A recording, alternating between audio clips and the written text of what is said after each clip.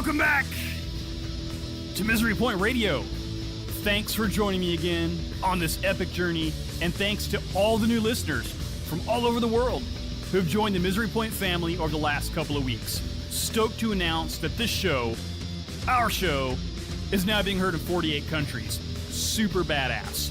Speaking of badass, today's guest, absolutely badass. A driving force behind a new breed of thrash metal from a region right here in the US that is quickly becoming one of the new capitals of the thrash and death metal scene. So today, I had the honor of hanging out with Ray Currie, OG founding member of North Carolina thrash band Outliar, and he took some time out of his busy schedule to call into the show. We discussed a ton of stuff. The exploding North Carolina metal scene, some of the legends he's worked with, the two vastly different Outliar albums, and his new crew, consisting of vocalist Anthony Graham, bassist Cisco Rivera, drummer Adam Hancock, and living action figure / guitarist Rick Ace. We also talked about some of his crazy concert experiences, his apparent vocal prowess, and we answered some questions from people on the Book of Faces. And being the super badass dude that he is, Ray dropped some exclusive news, some first announcements right here on Misery Point Radio. Awesome. So, this episode ran a tad long because, we just went off on some tangents, but it was a great conversation and well worth the extra few minutes of your time. So, you think you're ready for this?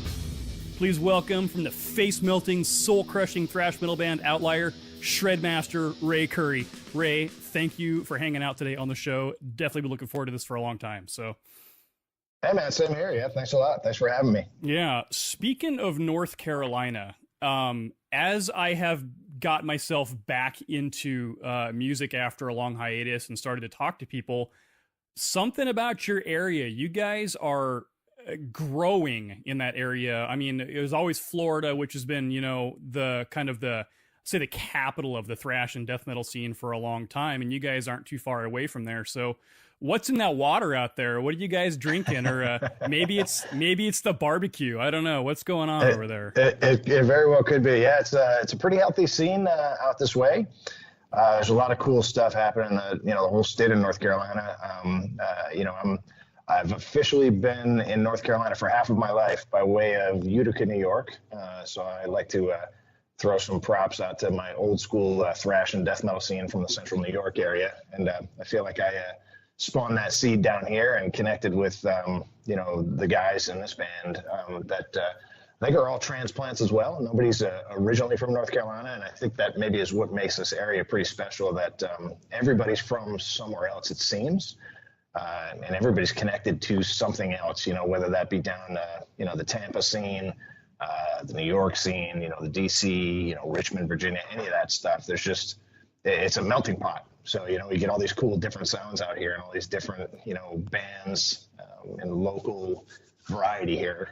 It makes for some fun shows in this area for sure. Yeah. So the real question about North Carolina is, which is the real representative, Lexington or Eastern style barbecue, tomato sauce or vinegar sauce? What is it, man?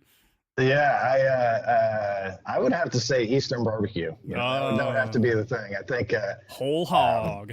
Yeah, that's exactly right. It seems like that's what pops around here, but I know that's a big debate. I don't feel qualified enough to answer that question, with any kind of certainty, but I think the Eastern barbecue, man, we represent. Got some friends down in the Wilmington area, so they deserve it. Well, hey, there you go. Metal and barbecue. I mean, we could talk about barbecue all day long, but yeah.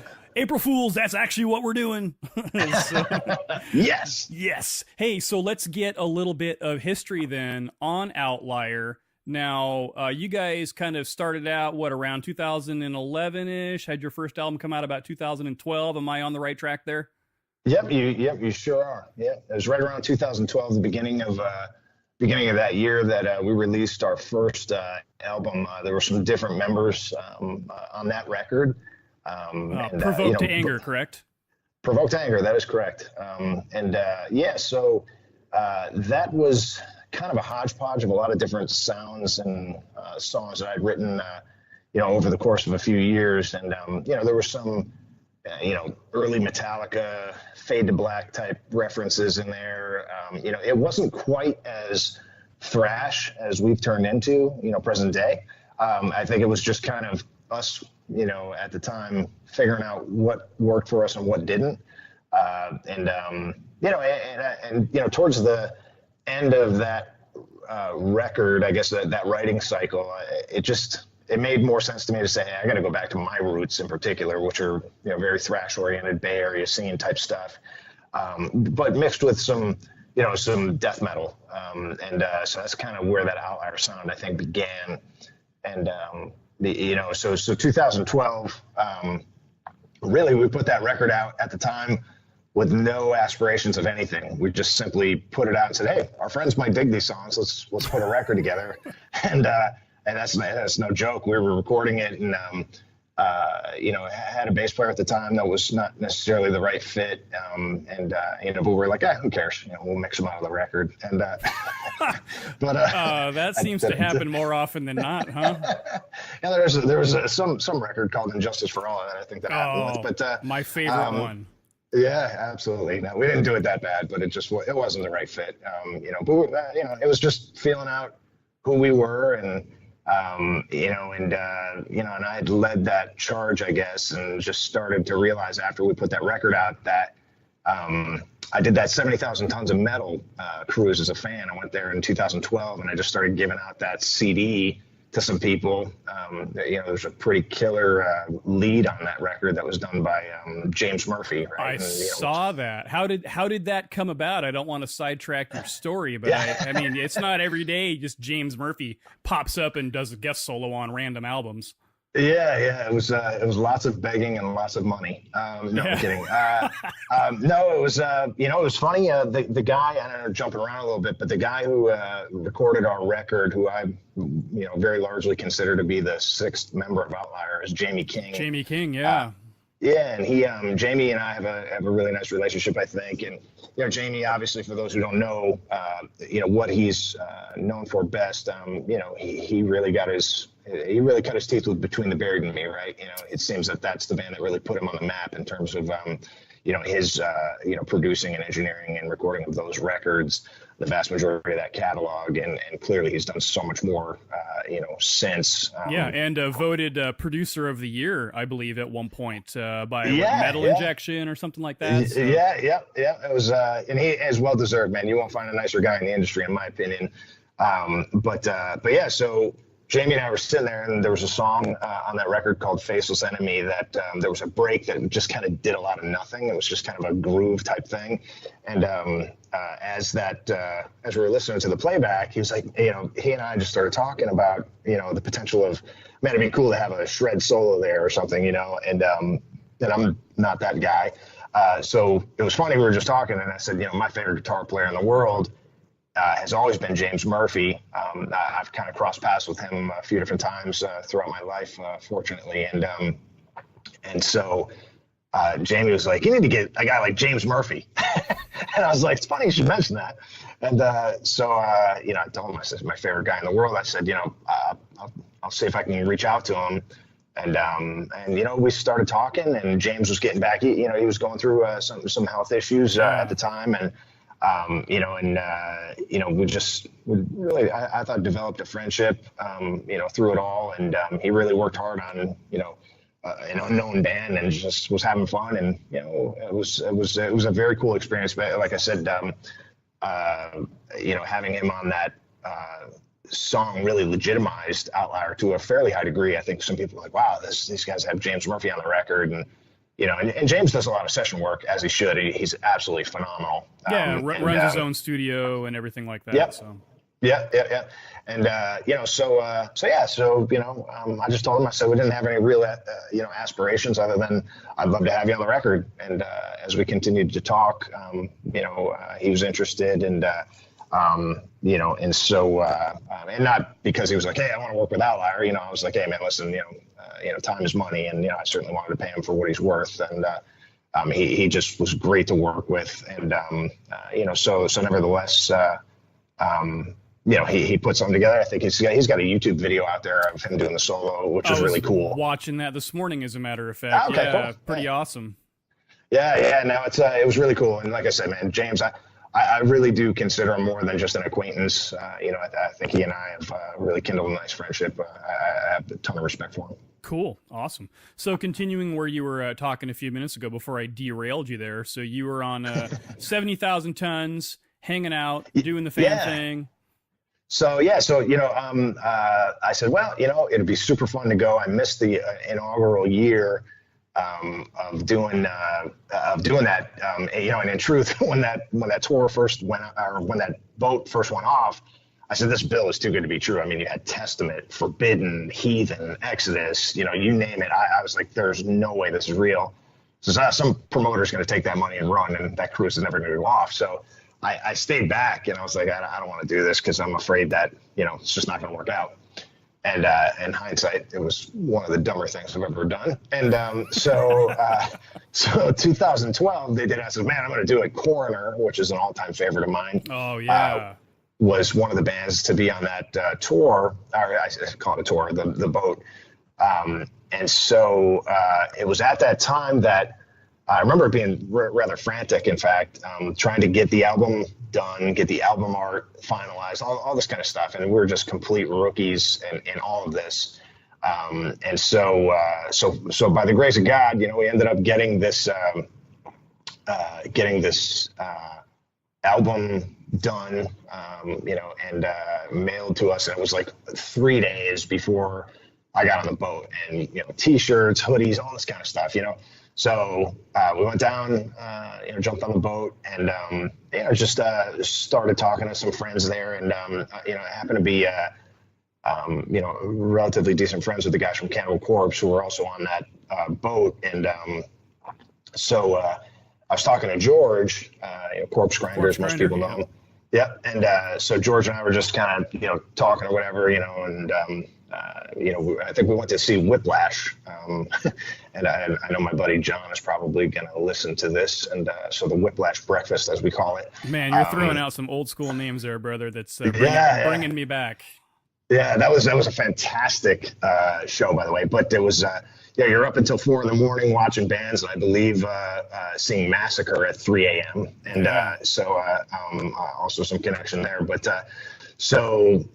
woke up the next morning, we're eating breakfast, and all of a sudden I hear Whiplash. I think it was Walk the Plank, or Red Bomb, or Stage Dive. Maybe it was Stage Dive, and I hear it, and I was like, I just crushed some food and ran down to the ship deck, I guess, and go out there and just listening to them. And all of a sudden I'm sitting there banging my head, 10 in the morning, nursing a hangover, and some guy kicks me from behind. I'm like, you got to be kidding me! And of course it's George. And so we're sitting there banging our heads listening to Whiplash. So as that continues, we're just hanging out, having a good time, drinking some beers, whatever, at 10 in the morning. And Breakfast of Champions. Standard flair. And note to anyone listening, don't ever try to outdrink George, Corpse Grinder, because you will lose. And as I've lost many times. But so anyway, all of a sudden there's this guy who goes by the name of Ed Webb, who happened to be singing for Massacre at the time. And I really thought it was like mini George Corpse Grinder. I mean, he looks like him, windmill headbangs like him, all this kind of stuff.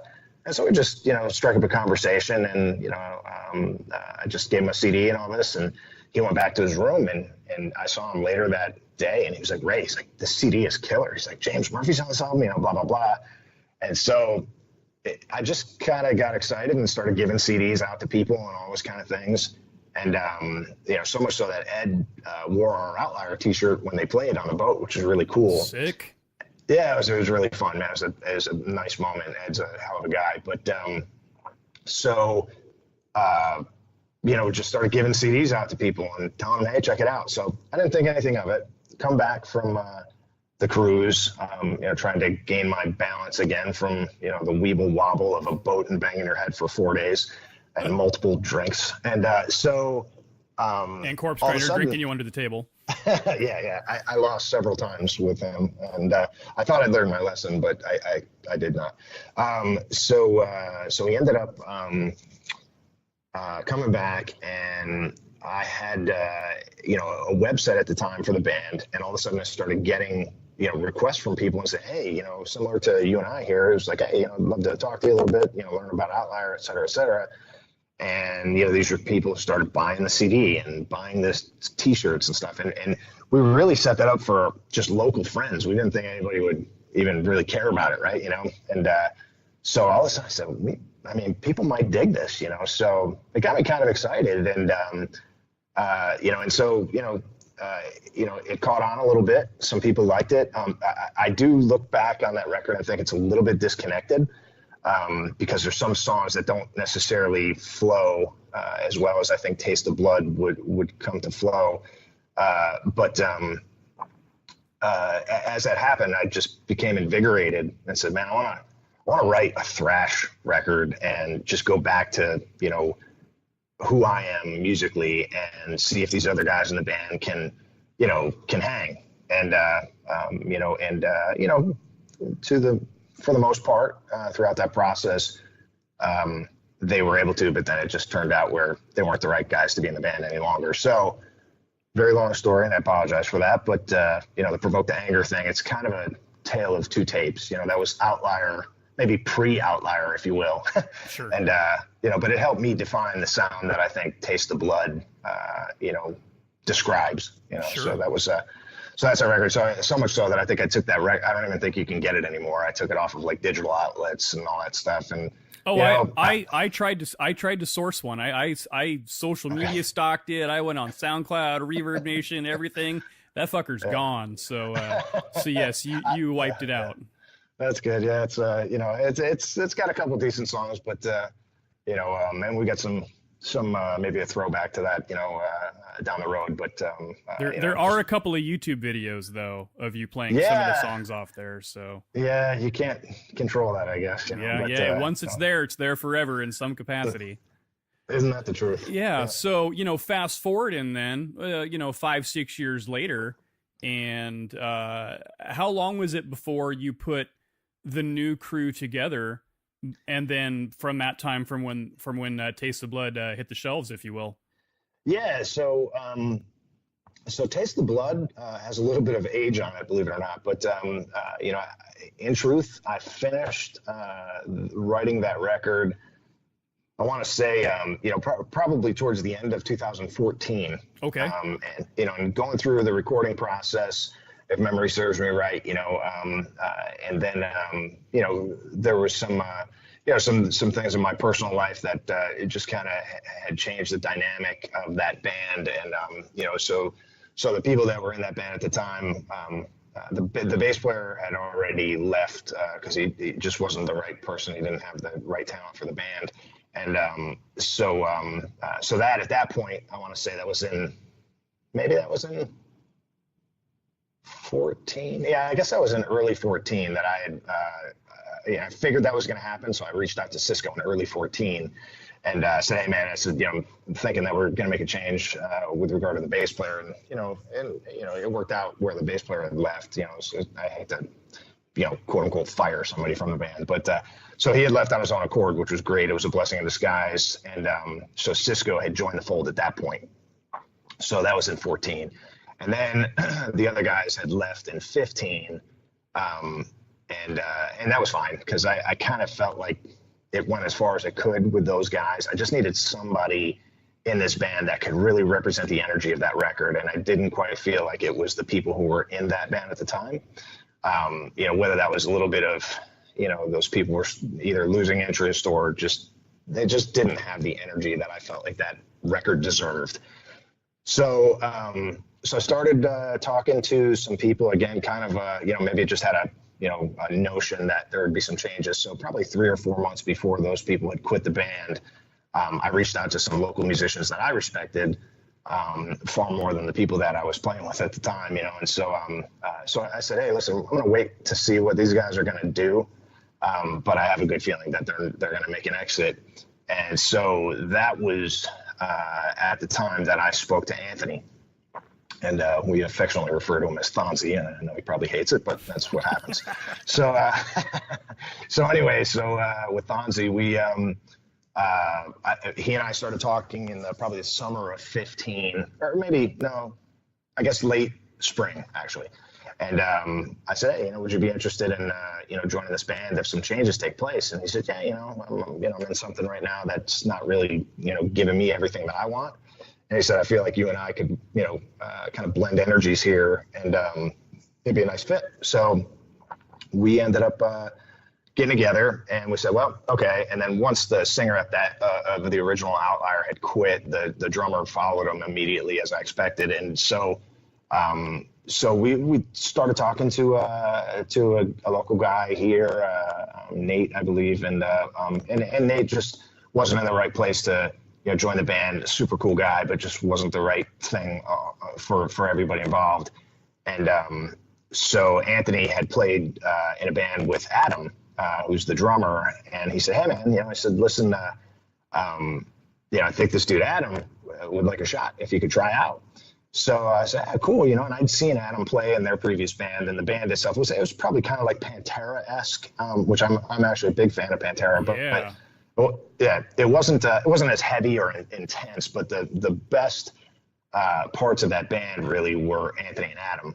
And I remember talking to my merch gal, Teresa. We went to go check out one of their shows, and I said, if something changes in this band, that's the next singer of Outlier. And sure as anything, I was right. So Anthony ended up joining the fold, and he recommended Adam. And I said, well, I don't know if Adam's really got the chops for it, because he's not playing any kind of thrash in that other band that you guys were in. And he said, no, he said, listen, he's got a background that, he was held back. So when I had a conversation with Adam, I'll never forget it. He came out for a practice and said, hey, let's try this out. And we started playing, I believe it was Bathed in Fire, and off of Taste of the Blood. And when we finished playing, I literally had to tell him that he was playing it too fast. and I'm not used to that, from the previous version of the band. It was never that case. It was never too fast. So I was like, dude, you're way too heavy, man. Chill it out a little bit. Yeah. I was like, we're really looking for something a lot softer than this. And so we ended up talking. I said, hey man, what I noticed with Adam was I immediately had that connection, right? With a drummer and a guitar player in thrash in particular, you have to have that Hetfield, Ulrich, as much as that's, kind of contraband to speak of, but that connection is real. The same thing with, Charlie and Scott from Anthrax, those kind of bands, there needs to be that lockstep. And I think thrash is incredibly percussive. And so, your drummer and your guitar player, I think, have to be really locked and loaded together in order for it to work. And so with that being said, Adam and I felt that vibe. His timing was impeccable. He had a ton of energy. I could see that he would have stage presence, that we hadn't had in that position before. So as it turned out, Adam joined, and that was towards the end of 15. And I said, let's see if anybody cares about Outlier anymore in this area, because I hadn't played since, probably earlier in 15. Yeah, and it's also just funny to note that you had, you lost a singer and a drummer, and then as a pair, and then replaced them with a singer and a drummer as a pair. That's just a crazy coincidence. Yeah. It really is. And, and so, it is definitely funny, but, we ended up, chugging on as a 4-piece there, and played our first show together in Raleigh at our favorite place called the Maywood. It's just a great metal club. It's just the mecca, I think, in this area here. I talked to Robbie, and I said, hey, Robbie, I said, I think we want to try this Outlier thing out again. Let's just see how it goes. So he had a couple bands coming through town, maybe on a tour. I can't quite remember. And we played, and we went out, and there was probably 100, 150 people, I should say, that showed up. And it was really nice. And one of my very good friends in a band called Currie Reality, which is way worthy of being checked out from this area, Dan had said to me, he said, hey, Ray, he said, we missed you. He said, you belong here. And that was that was something that resonated with me. I'm not trying to be self-important in any capacity, but it just told me that, it told me that we should continue to do this, because I wasn't sure if I was going to continue the band, because, there were some emotional connections there that I was like, I don't really feel like doing this anymore. Sure. And I'm glad that I didn't give up on it, because that's what propelled us to become the band I think that we've become in terms of cohesion. And again, when we sat there and said, hey, this record has real life to it. And so 16 really started that. And from there, I guess, we ended up shooting our first video for a song called Where It Ends. And that was in maybe April of 2016. And that was awesome. Ironically, the video director, a gentleman by the name of Justin Reich, who's absolutely super mega talented, Justin actually did the artwork for Provoke to Anger. And crazy. But then I guess he kind of got out of that and started focusing on videography. And so I connected with him and asked him if he wanted to shoot the video for us, and he was cool enough to do it. He had some ideas, and so we shot Where It Ends as a 4-piece, because our second guitar player had not yet joined. So from there, things started to come together. And I guess I should probably backtrack just a little bit. We actually recorded all of the vocals in 2016 before that video was shot, and that's where you hear Anthony, his vocals on the record. So it was this really bang thing. We did the show in like February of 16, went into the studio, did all the vocals for Taste the Blood. Anthony just absolutely blew me away. That album is not in any way, shape, or form affected from a vocals perspective. There's no, that's really him. And I remember asking, Jamie in the studio when I was just watching him sing, and I had never worked with Anthony in the studio before, and I was watching him, do the vocals for this, and the lengths of his screams, really blow me away. It reminds me of like old school Malevolent Creation, Ten Commandments era stuff. It's funny you mentioned that. When I was listening to that, the thing that jumped out of my mind regarding his vocals was like, he's got the intensity of like Phil Anselmo with just that really guttural energy, but it's got like this Chuck Billy level semi death metal scream that seems to last for like hours. It just keeps going. And that's the first thing I was like, man, this guy's vocals are just intense. So props to Anthony, man. That guy is just a pile of awesomeness. He is, I appreciate it, man. I'm sure he does as well. But Anthony, it's just amazing, his intensity. I mean, it's the whole reason that he had to be the singer for this band. It just made too much sense. He by far and large my favorite vocalist. And I'm biased, but by all means, I mean, just his vocal power just blows my mind. I mean, if I could do that, I would be doing it, but I simply cannot. And I've watched the videos of you guys online, and so he's pulling it off live. So yeah, it's not overproduced studio magic. That's exactly a true powerhouse right there. Yeah, and if we could slow down live, he would actually hit the he would be able to hit the vocal power and length that he did in the studio. But we play like we're coked out on stage, So it's just the aggression of thrash, man. You just get excited up there, and you just go nuts. And but seriously, Anthony in the studio. I remember asking Jamie. I said, "Have you ever had anybody in the studio your entire time that you've been doing this that's screamed longer and with more consistency?" I'm watching the recording itself. Obviously everything's on computers nowadays, right? And I'm looking at that, that vocal track and just the consistency of the bars and the length. It just blew my mind. I think we counted a scream out. It might have been 31 seconds long. I don't know how someone does it. And Jamie said to me, he's like, "Nah, he's got the record." And that's Jamie. And I was like, so it was 16 was a bang year with respect to that first show. We felt like it caught a little bit of fire. We did the vocals, and I think it was over a weekend. I just couldn't believe what he did. We really went up there to say, "Hey, let's just do the vocals for Where It Ends," and then he did the entire record.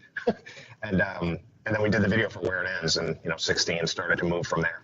Yeah, awesome. And then how long before you got the legendary Rick Ace? Legendary Rick, isn't that the truth? Boy, I love that. Everyone likes the quiet one. But the legendary Rick Ace, boy, how did that happen? So Rick had reached out to me. He had seen a post about the band on some kind of rogue website, something like Bandcamp or something like that. That I had posted something looking for a guitar player, and I didn't even know that this was an active ad. I can't remember if it was Bandcamp or something, one of those, kind of Craigslist for musicians, if you will. And here's this guy reaching out. I said, hey, wouldn't mind having a conversation, so wow. I said, okay. So I checked his page out and, his credentials, so to speak, his equipment. It's like, you kind of, list what you've done and where you've been and what you have and all this. Sure, your musical resume. Yeah, absolutely, right. And so I ended up reaching out to him and I said, hey, man, the truth of the matter was, I said, I don't think we're the band for you. And so he ended up saying, oh, that's interesting. I said, what makes you say that? I said, well, it looks as though, maybe, you've got touring aspirations and, all that kind of stuff. And I said, with respect to the band, where we're at, I don't necessarily see us as a full-time touring act. And I said, I hate to waste your time. And Rick said, well, actually, I'm kind of getting out of that because he had done some touring with some other bands that had some, decent regional success and maybe, some smaller national success. But, he'd done some touring for, it was kind of like in the industrial, maybe, new metal isn't the right thing, but it was kind of like in that industrial, darker metal kind of vibe. Sure. I think they had done some dates when Evanescence had not yet totally blown up. He was in a band that was supporting her. No, he wasn't in that band, but a band that supported her tour. So, I was like, this guy's not going to want to be a part of this because we're not in a position to, tour the world, unfortunately. And so we started talking, and he said, no, it's actually not what I'm interested in. I'm really just interested in being in a band that, is professional, is, consistent, but has fun. And, we don't have any kind of, substance abuse issues to deal with, all just stuff like that, kind of vetting it out. And so, wow, that's interesting. Okay, well, I'll tell you what, here's a couple of these songs, but, why don't you see what you can do with them? And, why don't you come meet us at the practice space? And that was in probably early fall, late summer of 16. And I want to say that we had done another show in 16 after the Where It Ends video was released. They do this big Raleigh Death Fest each year, which is a lot of fun. One of our friends, Alan, who's in a band called Datura, he puts that show on and, was nice enough to ask us to be a part of it. And so, the crowd response was nice. And so we were kind of, feeling like, hey, man, we need a second guitar player to really complete this lineup. So Rick came out to a practice and, it really blew me away at how well prepared he was. You could tell that he really understood, what he wanted to do. And a fairly quiet guy, and the rest of our band is not so quiet.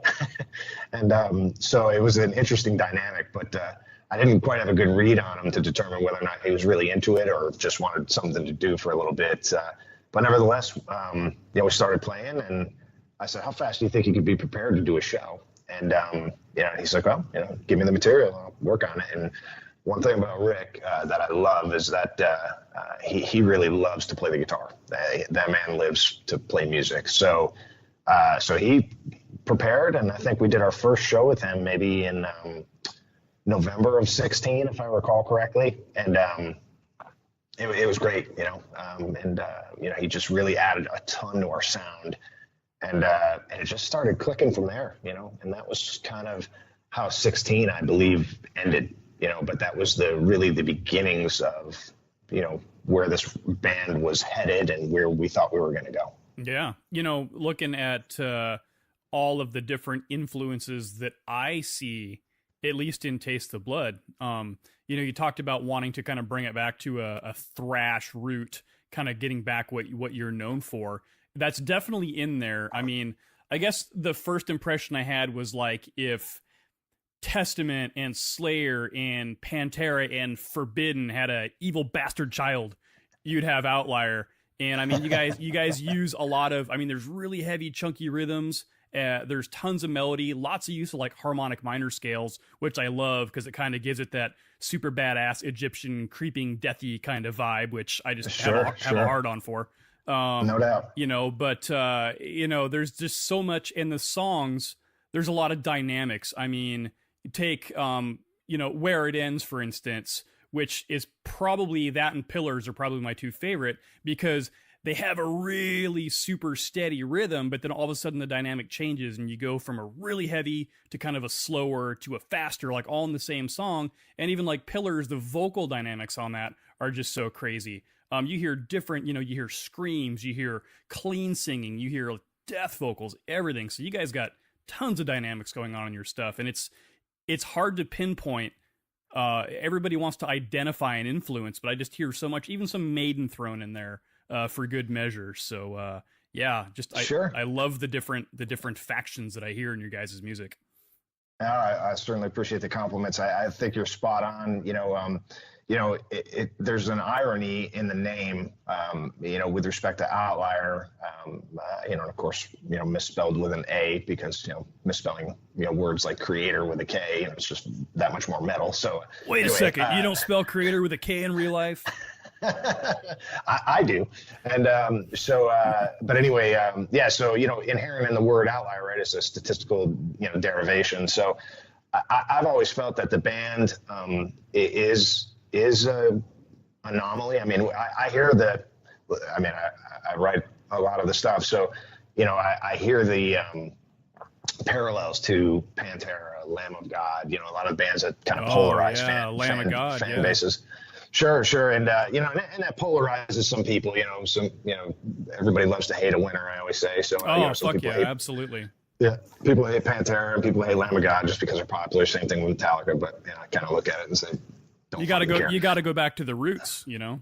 Yeah, for sure. And so ultimately, you know, I hear that stuff in there because I love those bands, but I also hear Cannibal Corpse, I hear Obituary, I hear Unleashed, I hear Violence, who is my all-time favorite thrash band. I hear old Metallica without any doubt. You know, Master of Puppets is the whole reason I play the guitar. Yeah. So so you know, it's and I'd be remiss in not mentioning Testament and Death Angel. Holy cow! Absolutely. But you know, so in later era Death Angel, in fact, not necessarily the earlier side. So you know, and, you know, I can share a story about that as well. But I think that you know, you know, we don't really fit in any specific category. I mean, I think we fit best in the thrash category, but sure. I think we're kind of all over the place. You know, you're spot on. I think that Anthony, you know, smacks of Phil Anselmo and Randy from Lamb of God by all means, but he's got his own intense delivery. You know, you know, some people love it, some people hate it, and I get it. Hey, you know, I'm a Sean Killian guy from Violence. I understand the love-hate thing there. So, you know, I think it's just one of those things that we don't really fit in any specific bucket. So I think you're dead on when you say that, you know, we're influenced by all that stuff. And I obviously haven't even mentioned Slayer, but I mean, it's, you know, South of Heaven and Seasons in the Abyss. I mean, there's a lot of things in there that the tonality of those records in particular that's there. And, you know, I mean, shit, Blood Covered and Beaten might as well be a Slayer song, you know, but, you know, so a Slayer song with the Cannibal Corpse song name, and a Cannibal Corpse riff at the end of the song. Hey, there you go. Hey, so speaking of harmonic melodies and things like that, you and I were kind of chatting the other day when we were doing our initial sound check there. But you know, I'd mentioned kind of what struck me as a hint of Forbidden and, you know, maybe Nevermore, and then you happen to get to work with Steve Smith. Who did a guest solo for you on Taste the Blood. And, you know, when he was in Nevermore, those guys are from my neck of the woods. And so I was familiar with, you know, Nevermore and Sanctuary and bands like that from back in the day. So how did that come about? Yeah, certainly R.I.P. War Ordained by all means. But, Yep. And Steve, you know, Steve was a guy that I had respected. known a lot about Steve and the different bands that he's been in, but the album that resonated with me most was the record that he did with Forbidden, the Omega Wave. Mm-hmm. I just absolutely loved, the first track on that record. It's going to escape me right now, but shit, I can't believe I can't remember the song. But anyway, it's the first song after the little kind of harmony thing that they do in the beginning of the song. So anyway, the guitar work in the beginning of that song just blows my mind. And, I got to thinking, I said, well, when we did the Taste of Blood record, and I'm not following like the Max Cavalera, Soulfly kind of guest artist on every single record kind of deal, but we had this, we had this long instrumental that I wrote. I'm not sure why I did it to myself, but we did, as we watched the bodies burn, and it just felt like it needed a better guitar player than me on it. So says the humble shredder.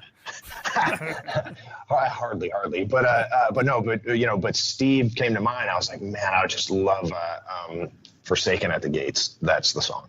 I knew it was going to come back to me, the Forbidden song. But anyway, I just thought of Steve, and I said, man, I should reach out to Steve Smith. And, and a lot of these guys, they don't do this stuff for free, nor should they. And I have no problem saying that, these gentlemen need to be paid for their work. They're just phenomenal, and they'll add so much, to a record or what have you. And so I reached out to Steve and I asked him if he'd be interested, and the cool thing is about these guys, they're not money hungry dudes where they're like, yeah, we'll do anything for a nickel, they want their name on something that they like. I would assume by all means. And some people don't like to do a lot of guest stuff, but others are like, that'd be cool. It'd be fun. It's something new and different. So, excuse me. So Steve had agreed to lay down some guitar work on that. And, to get back to your original question, is there Forbidden and Nevermore, channeled within Outlier? I'm sure there is, but by no means am I good enough to play either one of those bands with consistency. So I'm a huge fan of both bands, and Forbidden is very, very near and dear to my heart. Craig is somebody who I'm lucky enough to call a friend. Twisted into Form is one of my favorite albums of all time. Oh, it's absolutely sensational. I could go on about it for days. But yeah, it's funny that you had mentioned that. Another buddy of mine, Charles Sepulveda, hopefully he's checking this out too. But Charles had asked me the same question. He said, "Man, I hear a lot of Forbidden in that," and I was like, "Wow, I never really thought about it. I mean, maybe, imitation is the highest form of flattery, so I probably stole, some component of everybody's stuff." And but it never really dawned on me, Forbidden or Nevermore. But I mean, the respect I have for Loomis and Smith and Cicero, I mean, it's just over the top, So it's super humbling to hear that. But I'm sure just somewhere in my thrash alphabet soup, it came out on that record. Awesome. Yeah. So now that you've got your, we'll call it dream team in place, everything seems locked in, dialed in, album kicks ass, songs are awesome, response seems to be great, shows are amazing. You'd kind of drop the hint, but maybe there's some new material in the works. Yeah, sure. I think, in 17 we ramped up, and we still hadn't released Taste the Blood because there were some finishing touches we wanted to put on, just some editing and so forth and so on. And so through 17 we started playing more, and I was totally invigorated to play more shows because Rick had joined the band, and it just added. Taste the Blood is a 2-guitar record. There's no doubt about it. You just can't pull that off live in my book with one guitar player. And I had done the one guitar player thing for Outlier for so many years, and it was so boring to me from a visual perspective. People would be like, "Hey, Ray's going crazy up there," and the rest of the band is just kind of not there. And I just, that's not what people say about Outlier today, and I'm very proud of that. But these guys just do a fantastic job. The stage presence and getting the crowd involved, et cetera, is just so amazing. So we played some shows in 17, and we started to pick up some steam, with respect to, drawing some crowds in and starting to open some, pretty nice, national tours that were coming through. We've done some, I think we've done a show I want to say in 17, we ended up opening for Suffocation and Revocation. There's a Oh lot of cation, man. lot of cation in there, and so we thought about calling ourselves Outlier Cation. But so we ended up getting lucky enough to play that show. I talked to Terrence Terrence on the Hobbs. boat. Yeah, Hobbs. Yeah, I went on the boat in 17. The lineup was insane. I was like, I'm never missing this again with that kind of lineup. So Hobbs was on the boat, and we started talking, and we had a mutual friend who had passed the Outlier album to him, and he's like, man, everybody keeps telling, his heavy New York accent, which I love. Hey. He's like, man, everybody's telling me, man, you got to listen to Outlier. You got to listen to Outlier. This is just hilarious. So I told him, I said, hey, man, you come through North Carolina, we should hook up. So lo and behold, that happens a couple months later. And so we opened up that show. We had a lot of fun. It was such a great time hanging with those guys. And Cisco was, has been good friends with Terrence for years. And so it just made too much sense. A nice segue here is that's when I met a gentleman by the name of Scott Dvornik, who I believe you also know. Oh, the legendary Scott Pavarnik. Props to you, Scott. Yeah, Scott with his legendary SP Custom Guitars company, which I'm a huge fan of for so many reasons. You and me both. Yep. Yeah, so Scotty's a great guy. I know you'd had him on the show. It was a great interview. But so I had met Scott that day, and we'd probably seen each other at shows, but just didn't connect for one reason or another. But we started talking, and he said, hey, man, would you ever be interested in doing something? I said, I'd like to. It'd be cool. So we'll get there at some point. But so we just started playing some shows in 17, and I can't quite remember the other shows that we had done, but I think we did some other national shows later that year. In fact, we did back-to-back shows for Cannibal Corpse, so that happened for us in, I guess, I want to say December 2017. We did back-to-back shows with Cannibal, and I want to say that they were with Power Trip and Gate Creeper. This is a great bill. So we were lucky enough to jump on those bills, and the response was huge. We were really blown away, and some people in these areas were like, "Wow, this is cool. This is a cool band." So it just felt like we were locked in. We were having a lot of fun, and this band is 100% drama free. There's everybody's egos they didn't even have to be checked at the door. Nobody has any. So it just worked, and so into 18. We kind of continued with that momentum, did a couple other shows in 18, and then decided it was like, it's time to release Taste of Blood. And that's when we put it out in July.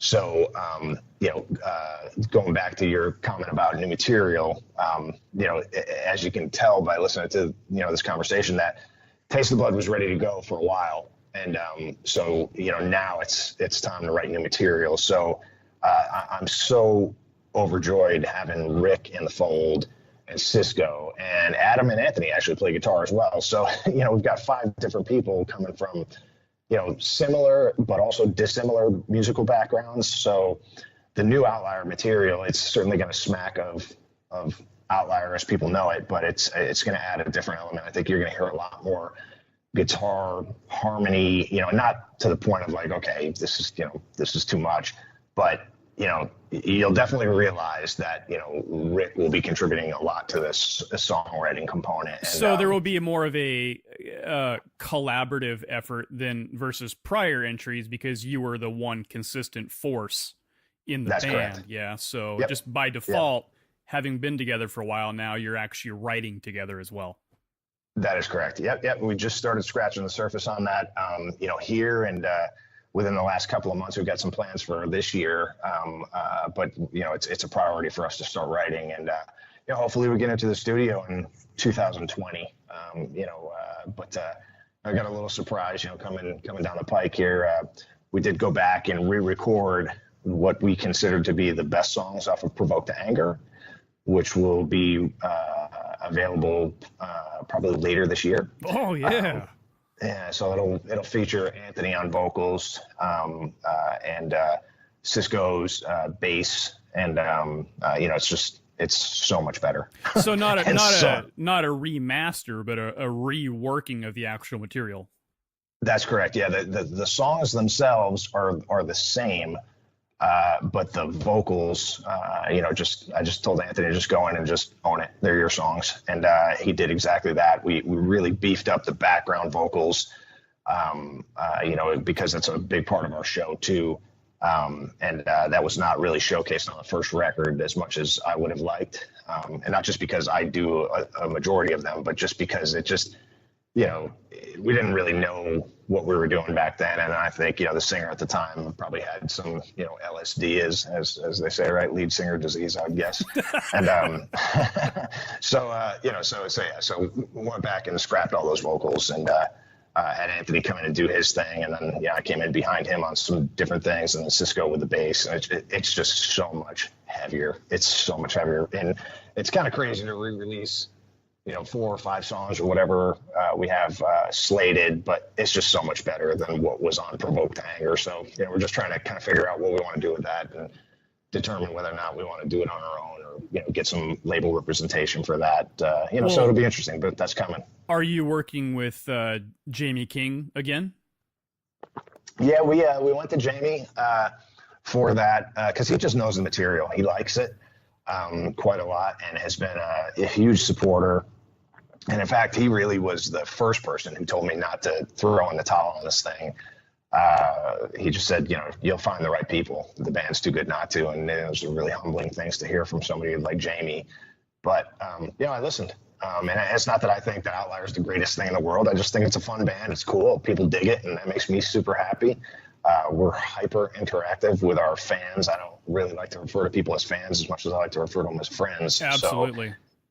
So we really do a good job, I think, of, paying respect to the people who, care to give us a nickel of their money or their time, Yeah, and absolutely. It's beyond humbling that they dig it. So, we had Jamie do that because he's just the right guy, for us anyway. I have a ton of respect for some local folks here that do this for a living as well. But, I'm very partial to Jamie because Jamie's, he just holds a special place in my heart for sure.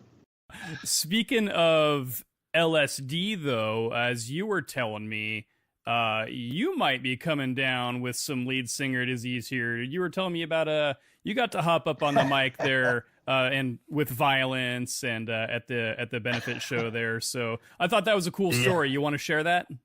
Oh yeah, that was awesome. Yeah, I definitely would not say I had LSD. I should have taken some to get up there and conquer my fear maybe. But a really unique situation there. Ended up doing the show with Cannibal in Greensboro, North Carolina in late December of 2017. And a gentleman by the name of James Geyser, fantastic photographer. He ended up snapping a pic of me wearing the Killian and Kings benefit T-shirt for Sean Killian, who had stage 4 liver cancer at the time, and I say had because he no longer has it, as I'm understanding. Cool. Which is fantastic news. But he snapped the photo and had posted it online.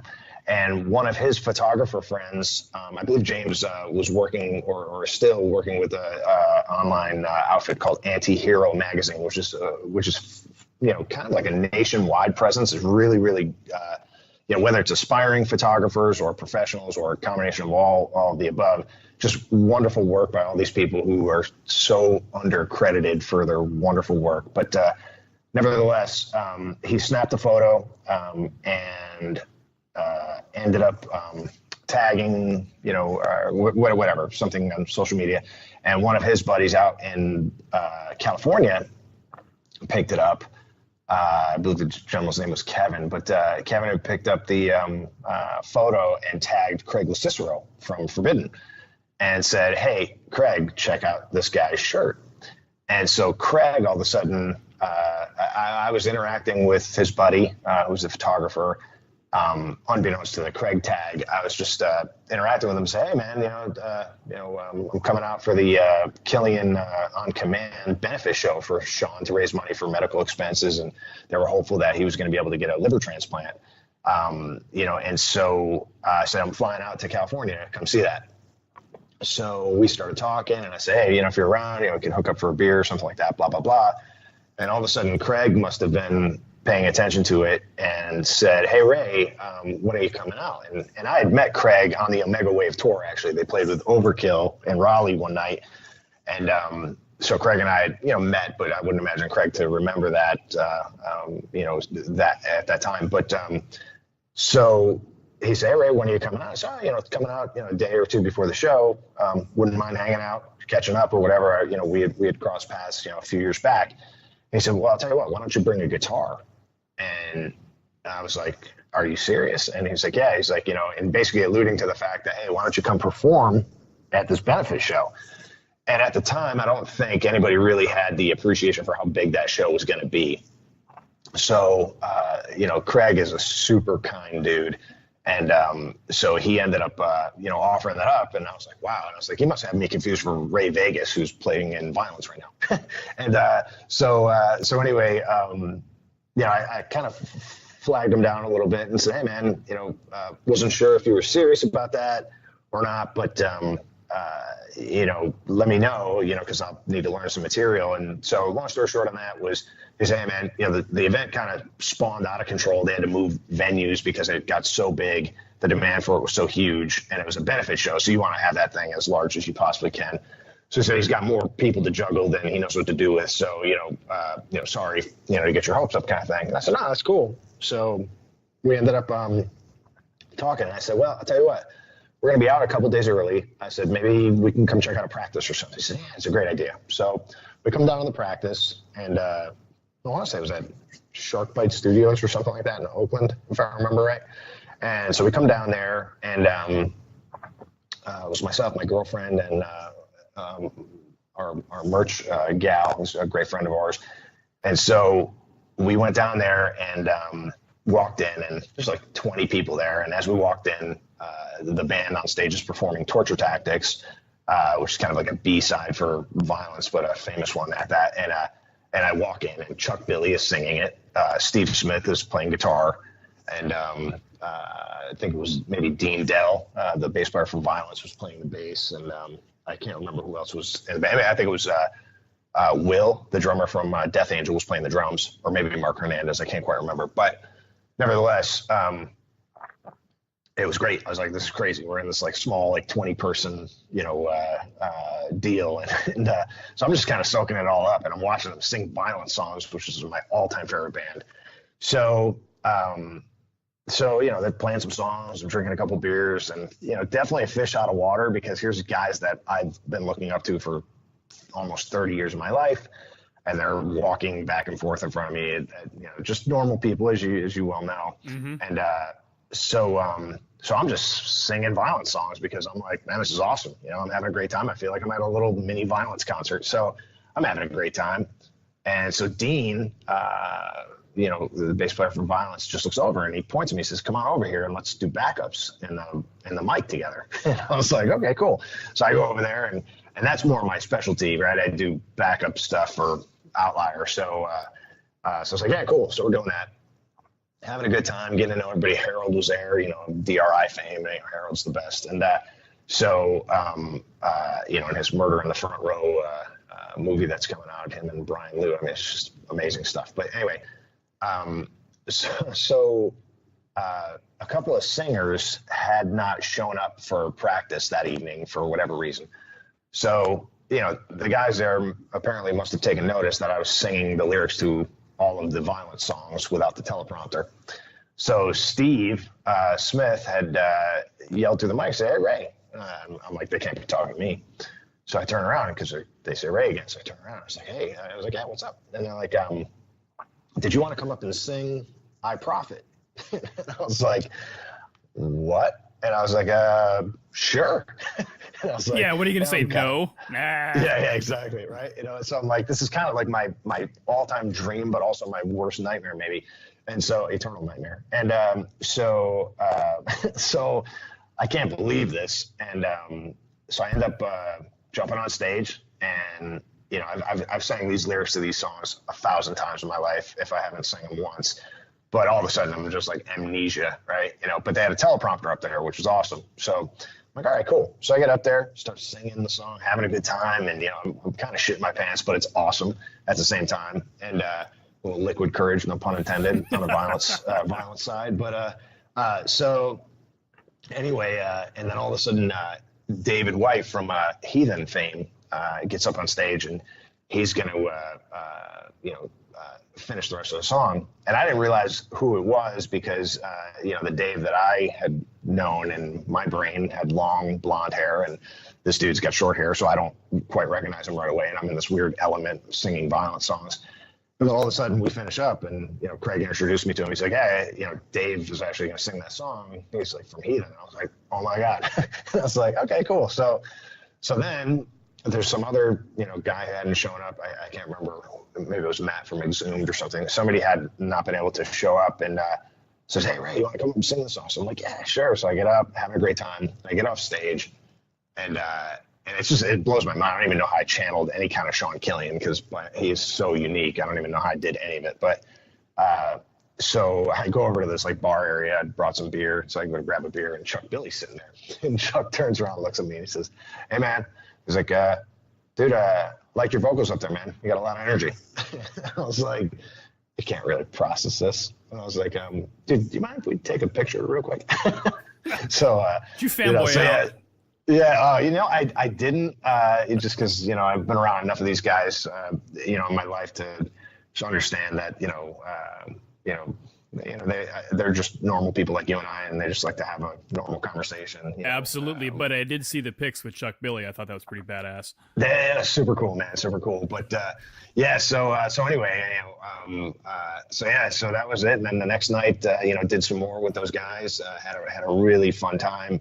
And then Saturday was able to sound check, one of the songs. And then Craig had said to me, "Hey Ray," he said, "You're going to lead the viol choir tonight." I was like, "What?" And so he wanted me to lead the backup vocal choir, which was awesome. So it was super fun, man. I mean, I had no business being up there, honestly. And, but they were all so cool. And that whole scene is just so well knit and put together. It's really so refreshing. It's so awesome. It's still so alive in the Bay Area. And I met some of the nicest people in the world out there, both professional musicians and everything, from just normal people to, all the way up through that. So it was great, man. Yeah, like I said, I posted all that stuff. I posted a serious novel on Facebook about it. And I remember Craig reading it. He's like, "You weren't kidding. That's really a Bible." So, but it was awesome, man. I appreciate you asking about it. It was fantastic. And next week, I'll be going to check out the Violence reunion shows because thankfully Sean ended up getting a liver transplant. Yeah. So not only did he get the transplant, but he's healthy and able to travel and that's fantastic news. It seems like there's been a lot of musicians and people just kind of in that boat lately with some health issues and sickness, and they're all pulling through, and we're seeing a lot of these guys get back on their feet and being supported by the fans, being supported by their brothers and sisters and people out there in the world that just you say, "Hey, we love you and we want you to keep doing what you're doing." So props to anybody who supports that and helps in that cause. So that's awesome. Yeah, it was like I said, man, it'll be those shows will be legendary. I think they sold out. The first one sold out in 6 hours. The next one sold out in 6 minutes. I mean, there's a huge demand for violence, and I'm very selfishly, sitting back and hoping for that to continue, So, but no, they're great guys, man. And, been fortunate enough to, become fairly close to, Sean's family. And we did a benefit show out here in North Carolina, and sent some money out their way. And in the year in 2018, to help with, some of the costs there. So, did that show. Here locally with some of our buddies from Aragon and, Gross Reality. And it was a blast, man. I'm glad I can, call a lot of those people friends. Very, very humbling. And Aragon, you just happen to be representing today. They're no they're small good. Coincidence. Yeah, they're good friends of mine. And, we've done a number of shows with them and, pretty decent thrash outfit. They've gone through some member changes too. And I think it's all for the better. And, The shirt is super comfortable, so it's pretty cool. Yeah, so I Awesome. like to represent local stuff for sure, man. Hey, there you go. So, you got some shows coming up here also right around the corner. Most noticeably, the one with Divine Treachery, which Yeah, is creeping up here in the very near future. Another North Carolina product. absolutely. You guys are starting to do a lot of these bigger shows, getting some bigger tours going on there.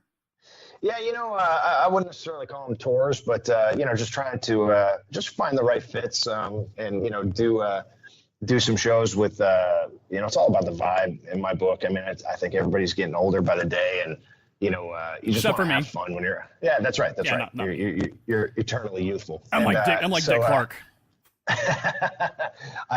but we, it's big for us to do shows, with people that we, really admire, both musically and just, personally. We don't want anybody. We've done a couple of shows, throughout my time and work with some clowns that, have, they're bar stars, as my buddy Scott would say, and Bar it's stars. just, That's classic. yeah, it's just they're just not even worth a minute of time. But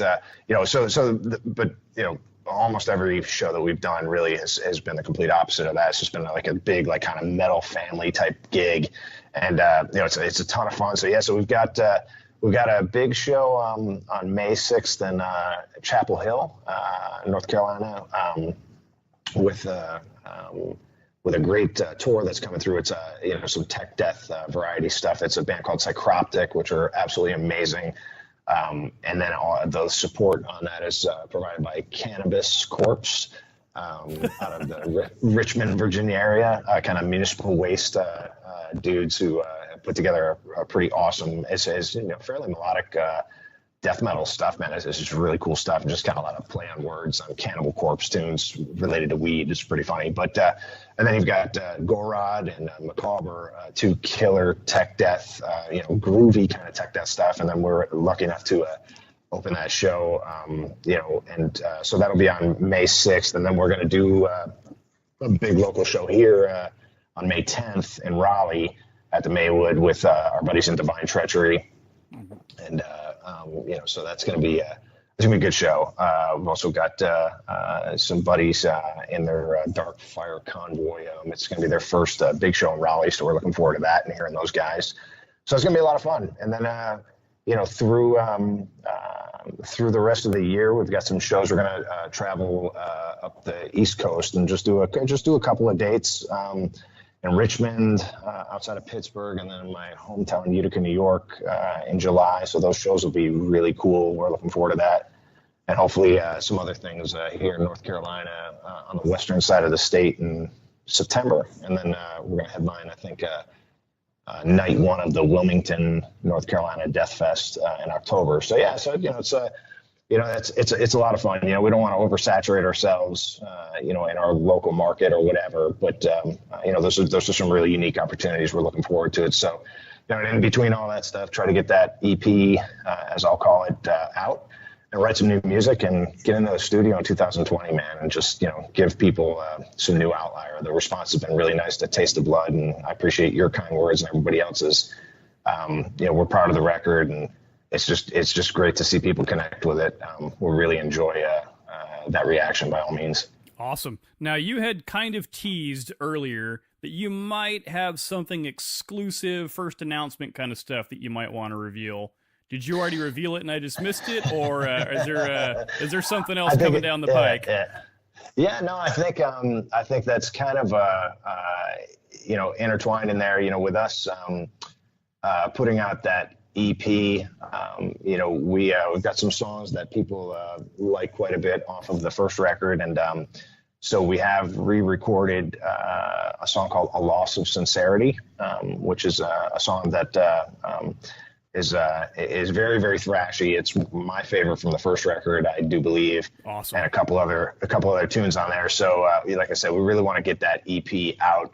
It's ready to go. I'm just trying to determine whether or not we want to do it on our own, or work with a label that is interested in distributing for us. And then outside of that, being able to do those shows, up the East Coast, even though it's a couple, that'll be pretty unique stuff. And the last thing, really related to me personally, I wouldn't necessarily say it's a huge reveal, but I am working with SP Custom Guitars, and Scott and I are putting together an Outliar axe. So that's pretty exciting. We're hoping, within the next few months to maybe finish that up, and couldn't work with a better guy related to that. So I fucking love that. That's awesome. Yeah, it's going to be a unique one, I do believe. And Scott's so busy with so many awesome things, and working on guitars and basses for some really, really accomplished people. Absolutely. I'm humbled to have the opportunity to work with them myself, and we're pretty excited. We've got some cool ideas related to this thing, so I think it's gonna be for the guitar people out there. They're gonna dig this one. And this is of your own design? Yeah. It was we came up with our own design of the body, but there's gonna be some custom graphics and designs on it that will be different from what Scott's done so far. So I've been able to find an artist that's going to be able to do this stuff. I think it's going to be pretty cool. Oh, you heard it here first, folks. Someday, the SP Custom, yeah, he's a busy dude. So props to you, Scott, brother, for being able to play in an epic band like False Prophet, as well as provide one of my favorites. Yeah, provide the legendary axes for some of the best musicians in the industry. So awesome. Absolutely. I'm looking forward to seeing what comes out in the future for that. So thanks for that reveal. Are you ready for some listener questions? Some of your own people. You've probably seen some of these already, but it'll be interesting. I kind of probably set myself up for some of that, but I'd be happy to answer anything that won't incriminate me. Well, some of these come from your own people. So first and foremost, the most important question on everybody's mind, coming from none other than Cisco Rivera. And I quote, "Brah, when is Rick Ace gonna have action figures available?" It's been that's our word that we use, and we all hate it, but we can't stop saying it. It's brah. The Rick Ace action figure. I personally would like to see like a Rick Ace family set, perhaps. Like a bunch of little kids. Wives and aunts and uncles. Rick would love that. Maybe 10 or 15 kids, in the Rick Ace, lineage. But we're working with the company to try to get that done. But people just continue to hang up on us and just run for cover and say they want nothing to do with this guy. I don't know if it's his legendary hair or if it's just his legendary persona, but the Rick Ace, is clearly the star of this band. Without Rick, Outlier doesn't exist, I do believe. Well, if there is a Rick Ace action figure in the works, it absolutely 100% must have kung fu grip and articulated joints. That's all I ask. Hey, listen, you got to talk to Rick about that. I'm sure he's got ideas for it, but he probably wants more than that. He's a tough man to please. Right. So, no pressure, Rick. You make it happen. That's right. Next question from, oops, where'd it go? I just lost it. There we go. From David Lembo. All right. What's going on, Dave? Favorite band to play with besides my bands? David's a good dude. Yeah, we've done a couple shows with him. He's in that Darkfire Convoy band, getting that thing going. So that's going to be we're looking forward to that. There's no way I could really answer that question. It's really this area is so unique that all of these bands here, we all have healthy competition, let's say, but there's just not an ego related to it. It's just awesome. Everybody, there's a different experience. I know it's a very boring, vanilla answer, but it's so easy to get along with so many people here, and I think that's what makes our scene so unique. That there's just not this petty jealousy bullshit type stuff going on. So But if you were to ask me personally, and I'm not afraid to reveal who my favorite, local act is here. The guys in Gross Reality, I think a lot of their band and, their guitar player Roland is sensational. Just in general, that just happens to be the band that I personally love.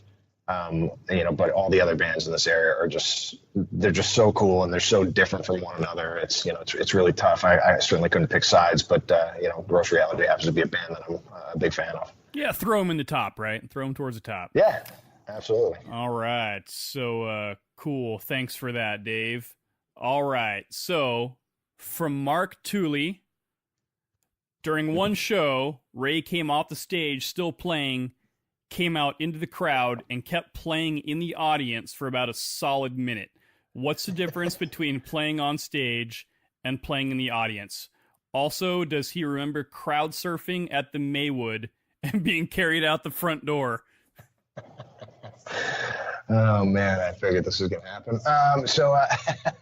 That's great, Mark. The difference between playing on stage and playing off stage is the number of beers, I think. I just like to connect with people who I feel are into the music, and it's not a showmanship thing. It's not like I'm like, hey man, I'm awesome, or check this out, look at my guitar or whatever. Man, I'm just a dude. I'm a fan over everything, over a performer. I'm certainly more of a fan than anything else. So just to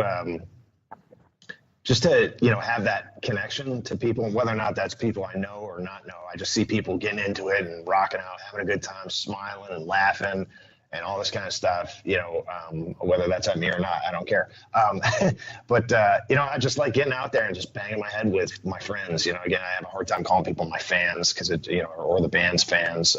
It's just, they're all friends of ours, and, just getting out there and just enjoying that. I personally love that until I have to change effects or do some backups. But I love it. It's cool. There's certain songs that, for whatever reason, I say, hey, it's time to jump off. And it's really not contrived. It's not something I plan. It's just, I feel it and I just go for it. And the second part of that, I remember stage diving at some concert, and my friend Brett Chapman, Brett, carrying me from the stage all the way out to the outside of the bar. So I was effectively thrown out of the bar and then came right back in. And it's amazing the things that you do with the power of alcohol. But it just speaks volumes about the vibe in that whole area. That these people are just, man, everybody's just having a great time. And I'll tell you the story. It's fantastic. Some of our friends that come to the shows aren't necessarily metal, raging metalheads like you and I and the people who are listening, but they come out and they're like, man, I hear this music out there. It's like, rah, rah, rah, rah, rah, rah, screaming outside. And they're like, man, I don't know what I'm getting myself into. And I said, then they walk inside and everybody's so happy. There's no fights. There's nobody hurting each other. People are hugging each other. They're super happy. He goes, as soon as you guys are done, you guys are off stage. Hey man, what's up? Everybody's super happy. And, I love that. That's who we are. And I think, most other bands probably are the same, but it's certainly with us, that connection is the most important thing, man. We understand that people have a choice to spend their money and their time on other things. And the fact that they chose to do it with us, it means everything to us. I've talked about this several times on several different episodes, and I never get tired of saying it, but I've been around a lot of different kinds of musicians in my day. I've hung out with a lot of different people, met a lot of cool people, been to a lot of shows, and without question, the people in the metal community, even though they have this persona that they're big, they're intimidating, they're dark, they're nasty, when you get talking to them on their own space, in their own place, they're the most down-to-earth, gracious, humble, friendly, welcoming people that you can imagine. And everybody's a brother. I mean, that's literally how it is in that community. And it's like no other. So it's what keeps me enthralled with that whole environment is just that sense of family. It's hard to describe it until you're in the middle of it. It's like nothing else. Yeah, I appreciate you saying that. I think like I tell anybody, you don't get it unless you get it, right? And and I think that in this community. It's, it's not for everyone, and we get that, but, we kind of don't want it to be for everybody, right? We want it to be our thing, right? And so there's just a sense of community there. And I think the two words, that I would key on there is, these musicians are grateful, they're gracious, and they're humble, right? Everybody I've met, these people have played, they've met 100,000 people, 1 million people, whatever, throughout their career. And, I'd be remiss to, not mention Alex Webster, the fantastic bass player from Cannibal Corpse, actually lives up your way, as I understand now. He does actually, very close by to where I'm at, like literally a town over. Pretty crazy. Haven't had the chance to meet him yet, but someday that'll be on the docket, I hope. He's one of the nicest dudes I've ever met, just in general. But as it comes to music, just one of the greatest dudes. And for as popular as Cannibal Corpse is, they're largely considered the most popular death metal band in the history of the world, and that's not an understatement. And I'm fortunate enough to become really, really good friends with Alex, and he is the most humble dude. I've seen Cannibal Corpse, it seems like 100 times now, and we'll be hanging out, whether it's on the bus or after or what have you. Alex never turns down his fans, their autographs, their pictures, and he's just as nice as anybody can be. And if everybody could be like Alex in the music industry, man, I wouldn't even know what to do with myself. He's truly just an amazing human being. And but that's the vast majority of these people, man. They just want to have fun and and do their thing, man. Share their music with people, and it's just great. Again, I'm a fan more than I'm a musician, and I love that interaction.